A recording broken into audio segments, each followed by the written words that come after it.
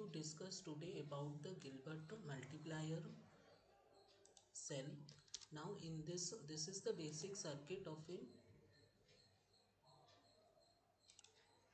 a Gilbert cell. Here we can see that this is one coupled cross coupled two pairs of transistors which is connected in series with another pair of transistor pair. Now this combination is the Gilbert cell. Now in the ordinary pair of emitter coupled transistor can also act as a multiplier, as we have seen in the previous lecture, but this simple emitter coupled multiplier has the drawback that it is a two quadrant operation, and moreover the tan hyperbolic function is approximated to be linear. To overcome these problems, we have this Gilbert cell. Now in this circuit you can see this is the basic structure that we have. Then this is the mathematical expression that we get it from. Now IC3. Now what is this IC3?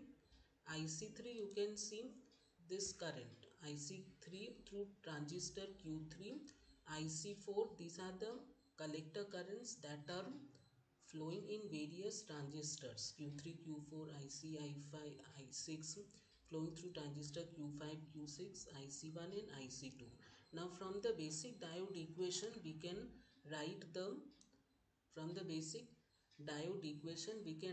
the expression for the various collector currents in this form. From various collector currents we can write, and moreover IC5, like you see, IC5 is written as, so these different currents can be written in this form, as you can see from the figure.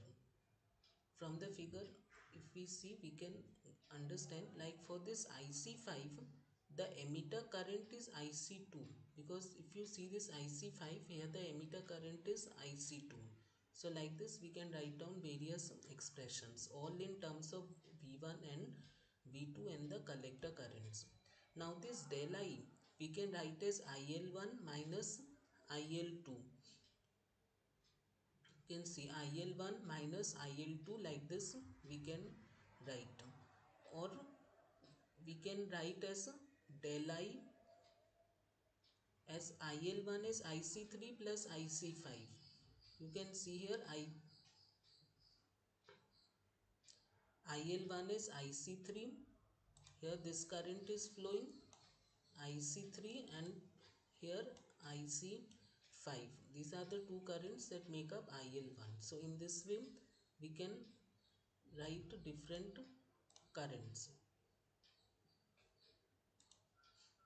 Now so del I, if we substitute the values of what we got for all IC3, IC5, it reduces to this tan hyperbolic functions of both. Now if we consider V1 by 2Vt to be very less than 1, then this can be made almost, we can remove 10H and it is almost linear. So IW V1 by 2Vt, V2 by 2Vt. Now it can be used as a 4-quadrant analog multiplier with the use of current to voltage converter, because we are getting is del I. So with current to voltage converter we can change this current to proportionate voltage also. So this is same 4-quadrant operation, because V1 V2 can be used with for any polarity, positive as well as negative.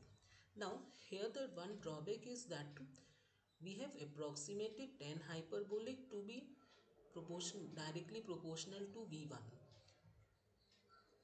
Okay, if the value of V1 is little larger, we cannot do that. So to avoid this situation, we can use pre-distortion circuit. See, when pre-distortion circuit is used when the value of V1 and V2 is large. For the large values of V1 and V2 we use, and then what happens is, you see before this We have used tan hyperbolic invert. These two blocks have been added, this block and this block. That means it is a pre-distortion circuit. V1 and V2 pre-distortion circuit has been used here. Now this inverse hyperbolic block, if we see what is inside it, we get like this. Say V1 we are giving input and the differential voltage that we are giving, this say del V. If we give V1, differential output voltage is actually this V1 dash. This is actually this V1 dash. So here it is a voltage to current converter. That means this voltage gets converted to two currents, and from current we get differential output voltage. So we can write the expression of IE1 as I01 plus K1V1 and IE2 as I01 minus K1V1. Actually I01 is some leakage current that will flow when we make V1 0. When we make this V1 0, I01 is some DC current that will flow, and K1 is the transconductance of the voltage to current converter. So if now after that if we take the del V, that is difference of, that is del V, this del V which is there, this can be approximated by this expression, which can be further simplified to this expression. And using this formula, tan hyperbolic inverse x is half natural log of 1 plus x by 1 minus x.